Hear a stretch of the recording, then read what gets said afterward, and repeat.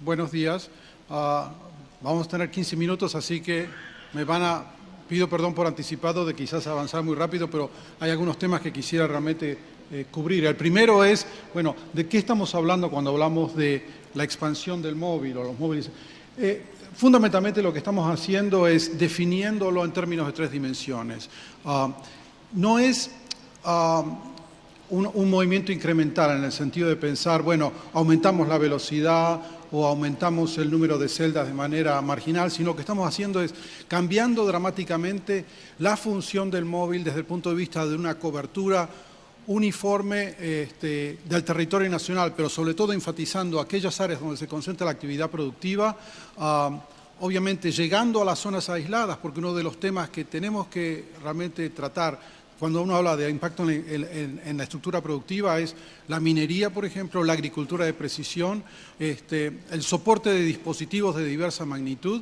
Desde el punto de vista de calidad de servicio, pese a que tenemos métricas, el elemento fundamental a retener es la homogeneidad a través de la geografía, que no de pronto la velocidad o la calidad de los servicios se nos caigan cuando en el caso argentino estamos cruzando la General Paz, como decimos en metáfora. Y de alguna manera también la latencia y la calidad esté adaptada a tipo de servicio, en la medida que hay diferentes servicios y cada uno de ellos tiene una necesidad específica desde el punto de vista de la importancia de la aplicación. No todo eso, el 1 milisegundo del cual se habla.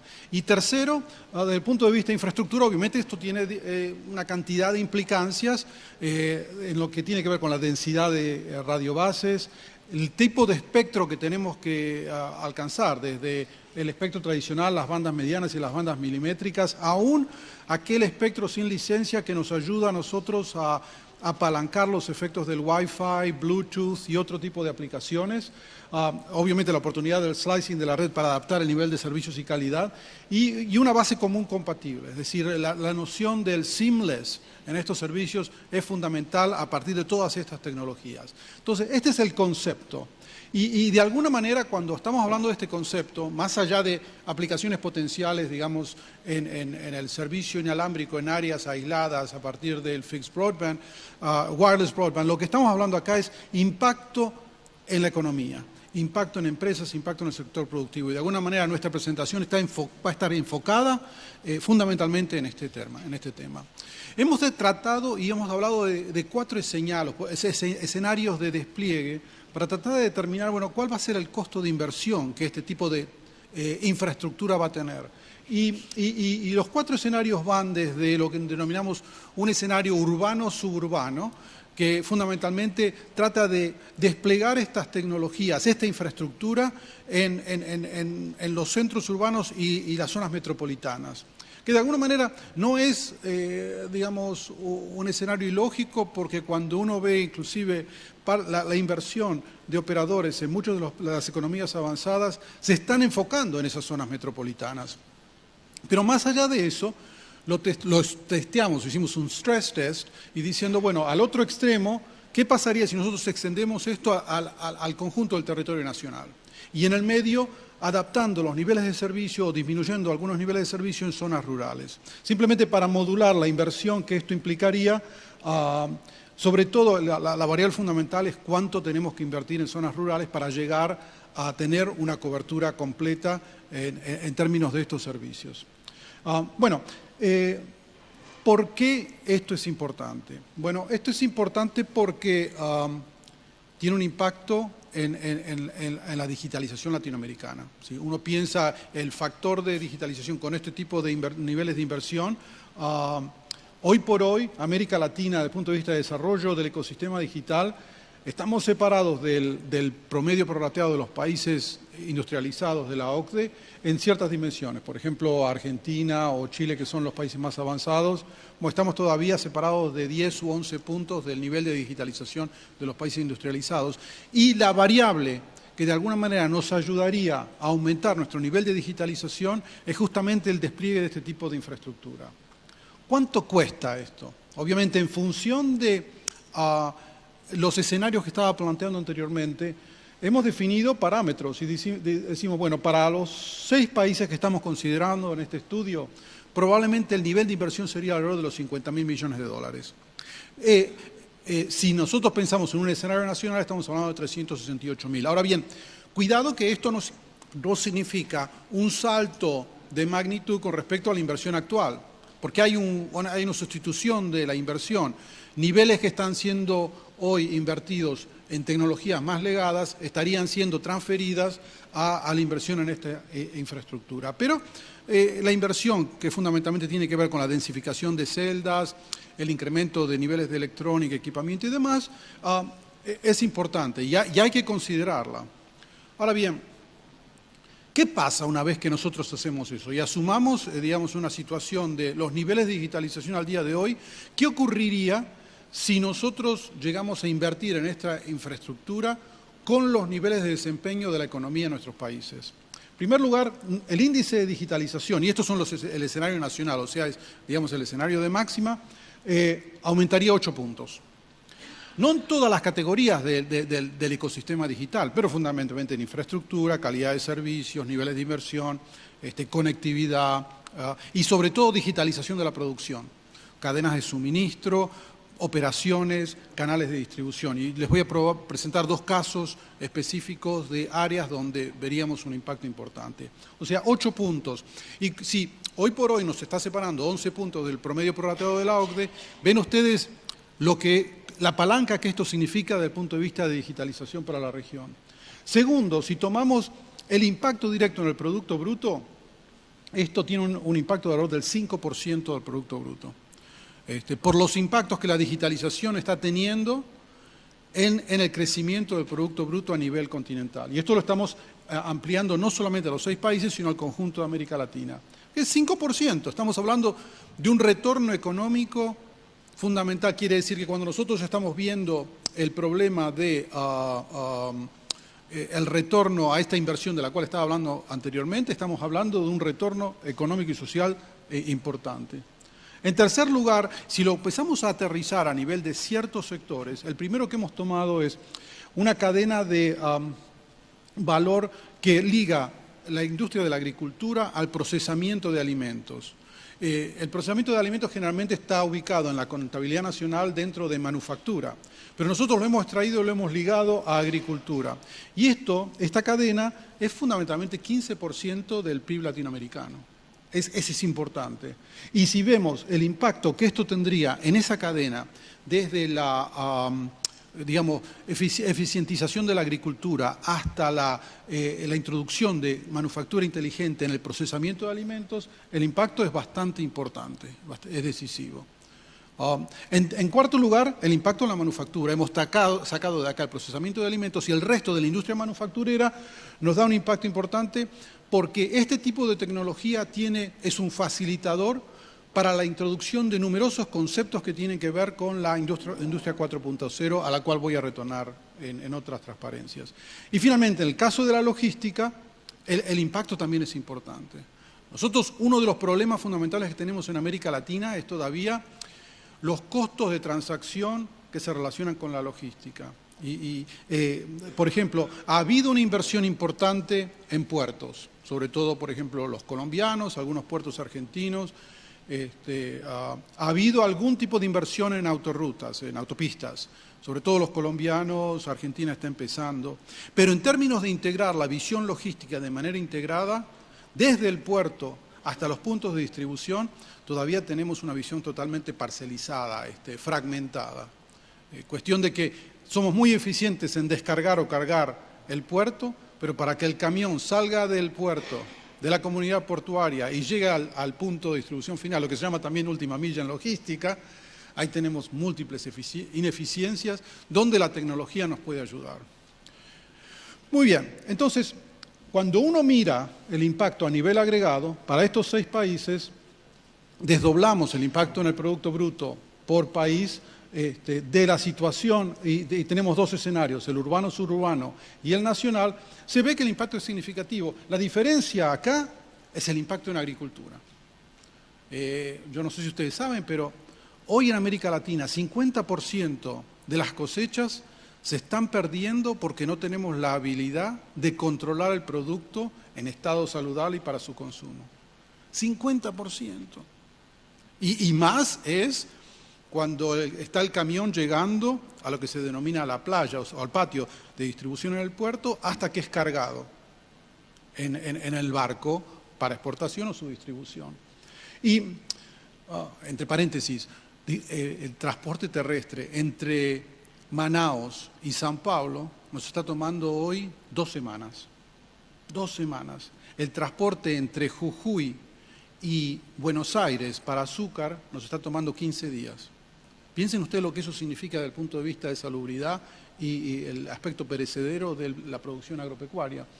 Y bueno, y después tenemos la distribución o el impacto en los diferentes sectores industriales. Es decir, que nosotros tenemos la capacidad de desdoblar este impacto por sector industrial y ver que fundamentalmente la manufactura y el sector público van a ser impactados de manera positiva y significativamente. Quiere decir que acá de lo que estamos hablando es de resolver uno de los temas de productividad fundamental a nivel de la manufactura y segundo, incrementar la eficiencia de distribución del servicio público.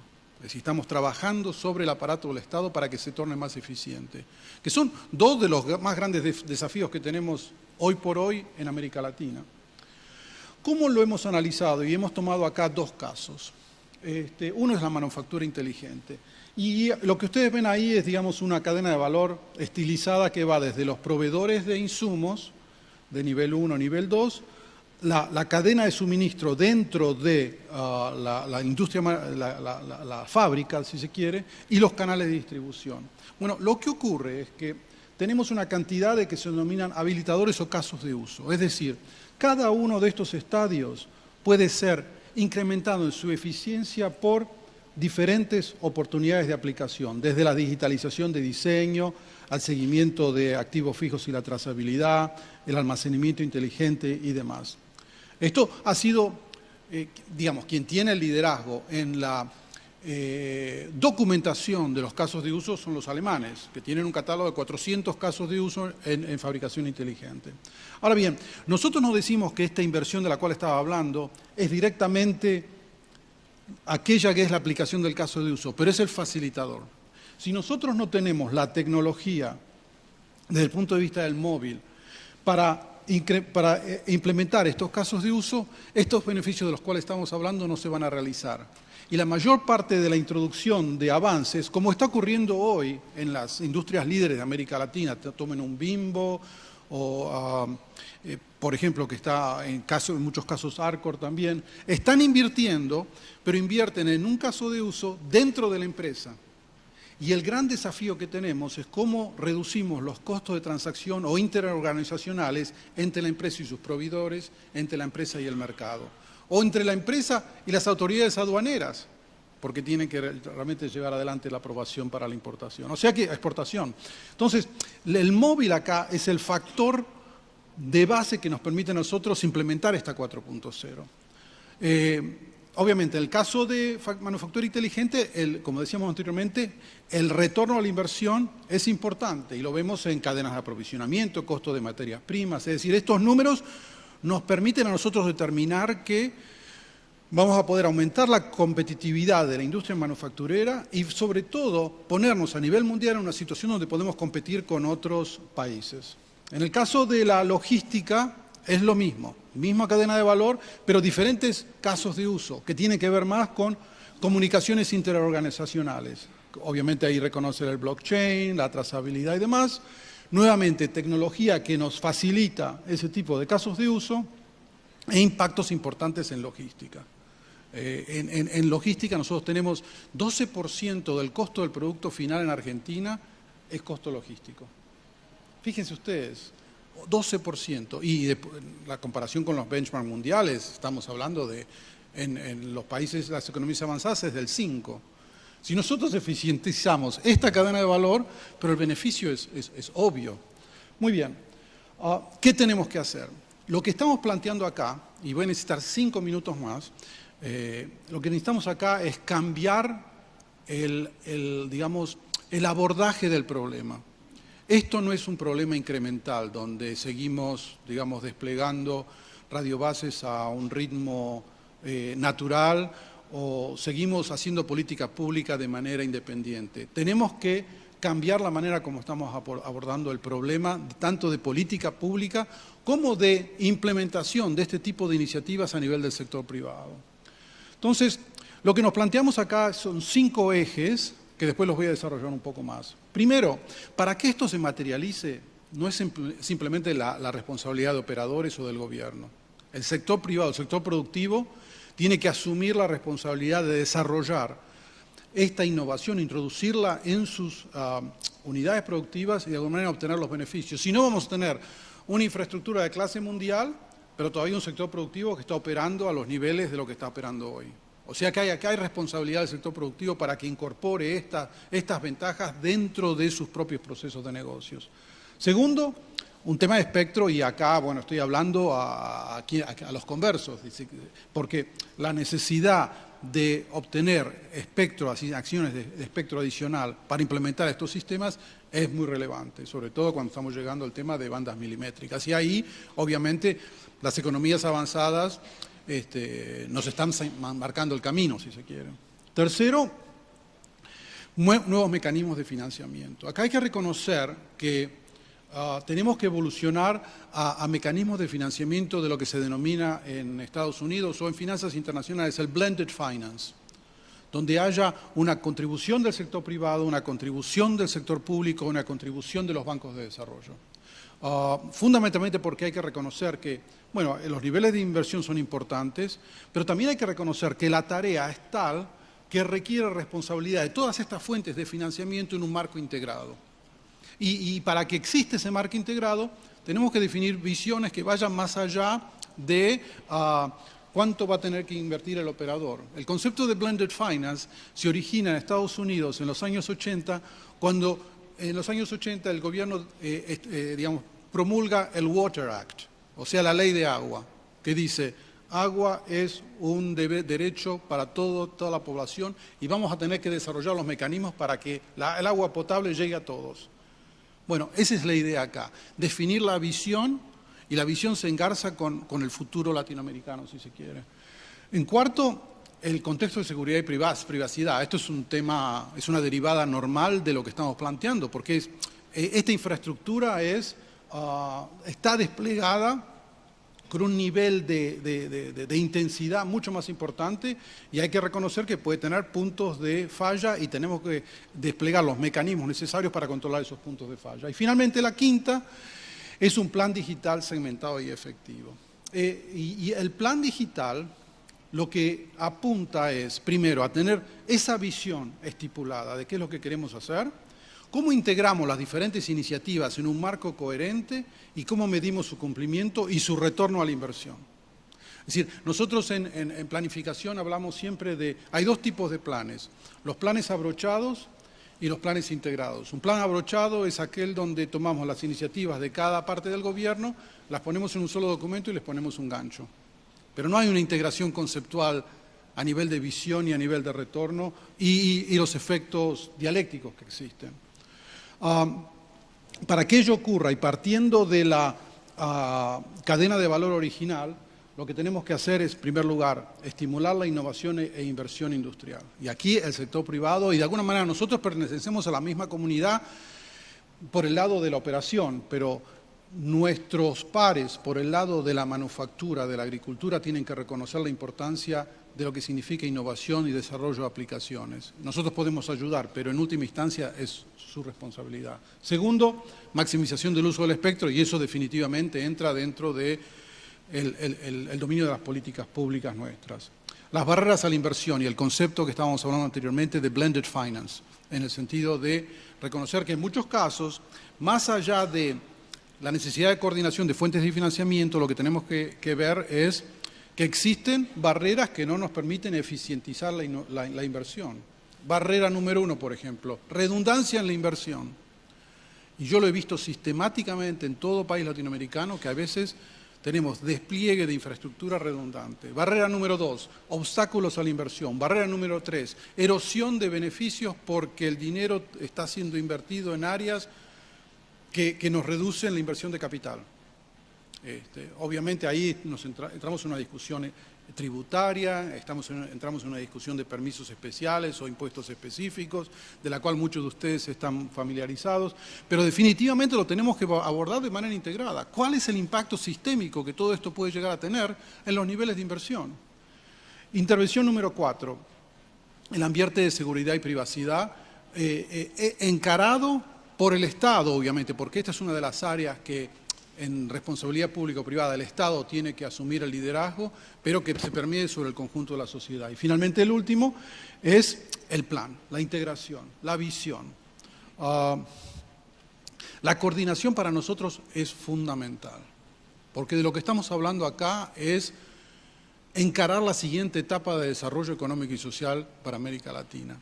No estamos hablando de un plan de espectro, que es un componente, no estamos hablando de un plan de desarrollo de startups. Estamos hablando de un salto cuantitativo fundamental. Y en ese caso, de lo que estamos hablando es responsabilidades compartidas. Obviamente el regulador de telecomunicaciones tiene su responsabilidad, como decía anteriormente, en la hoja de ruta de espectro, en la promoción de modelos de inversión, pero nuevamente, desde el punto de vista de la Agencia de la Protección de la Seguridad Digital, también hay una responsabilidad de crear esa infraestructura segura. Y después tenemos la responsabilidad de los diferentes sectores industriales. La responsabilidad y finalmente, por el caso de los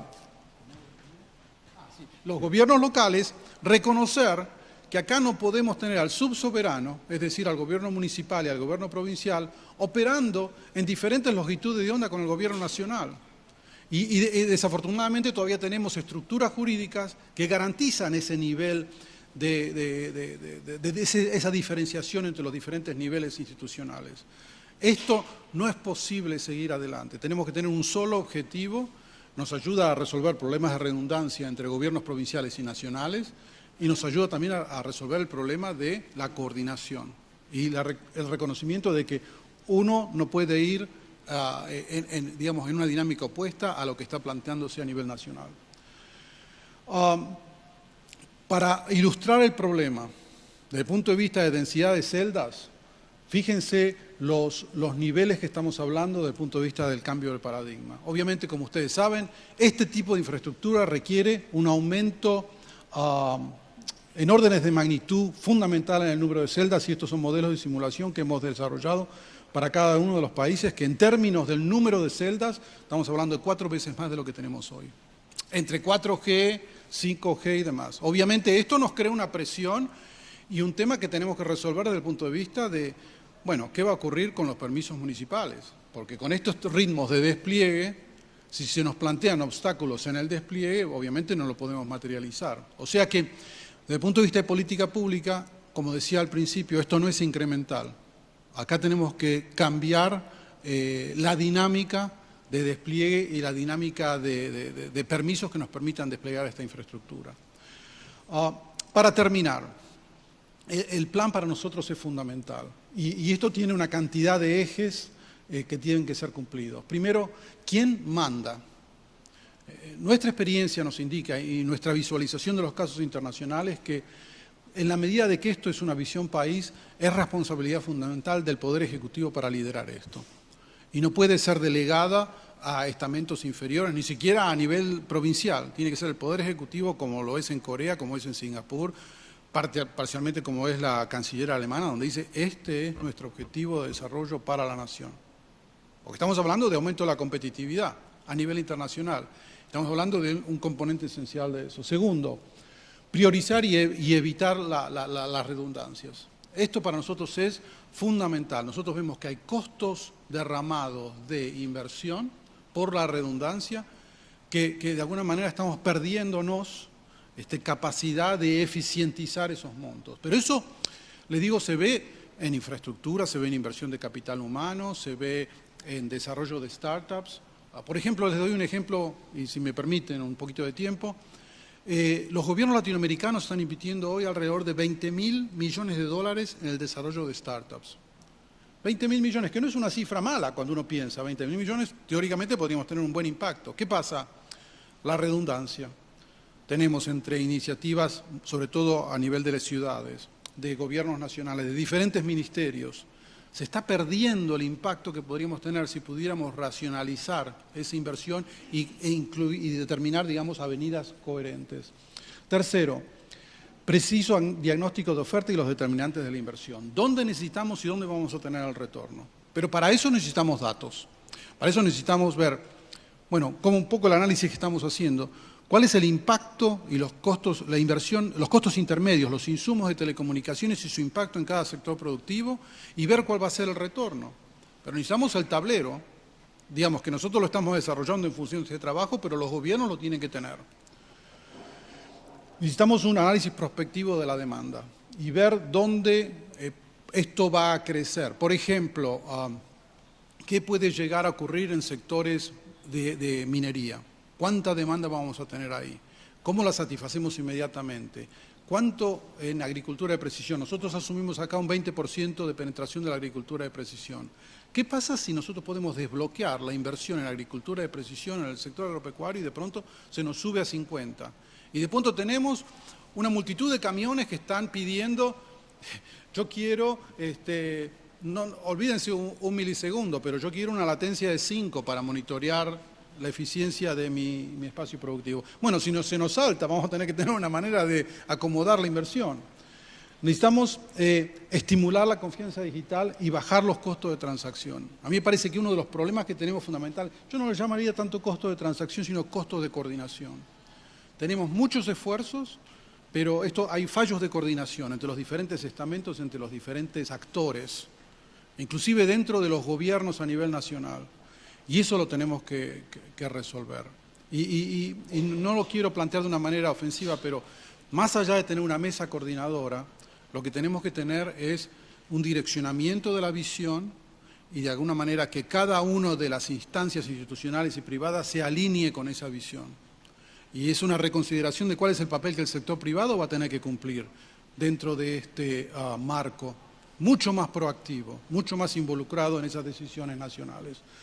Finalmente, por el lado número 6, nuevas políticas y mecanismos para tratar de las reformas. Es decir, tenemos que desbloquear algunos de los obstáculos o las barreras que estamos viendo y tenemos que avanzar rápidamente. Esto tenemos que sacarlo. De alguna manera, la presentación de Héctor Huisi ayer estaba abordando algunos de estos temas, cómo desbloquear. Pero como el ritmo de inversión, el ritmo de despliegue que estamos hablando es tan órdenes de magnitud, vamos a tener que seguir sacando barreras. Finalmente, en una de las últimas es la medición. La medición y el reporte de los progresos. No podemos seguir pensando de que, bueno, el impacto se produce de manera estocástica y, bueno, porque se produce. No, tenemos que medirlo, porque de alguna manera tenemos que ajustarlo a esto. Tenemos que reconocer la disciplina de muchos de los países asiáticos que miden progreso año a año y ajustan los planes en función de ese progreso en términos de beneficios. Y finalmente, darle la continuidad. Esto no es como se dice en Estados Unidos, un one-off. Acá estamos marcando un camino y este camino nos va a llevar años de trabajo. Quizás estamos hablando, cuando nosotros vemos los volúmenes de inversión y el despliegue, entre 4 años, quizás simplemente desde el punto de vista de desarrollo. Pero bueno, a esto le tenemos que dar continuidad. No es, obviamente, estoy hablando nuevamente de los conversos, políticas de Estado es fundamental, visión de país es fundamental, independientemente de los ciclos políticos electorales. Esto era un poco lo que queríamos plantear. Como ustedes ven, lo que estamos diciendo es un cambio fundamental en la dinámica de trabajo de todos los actores de este ecosistema, pero pienso que con ello nos estamos jugando el futuro. Muchas gracias.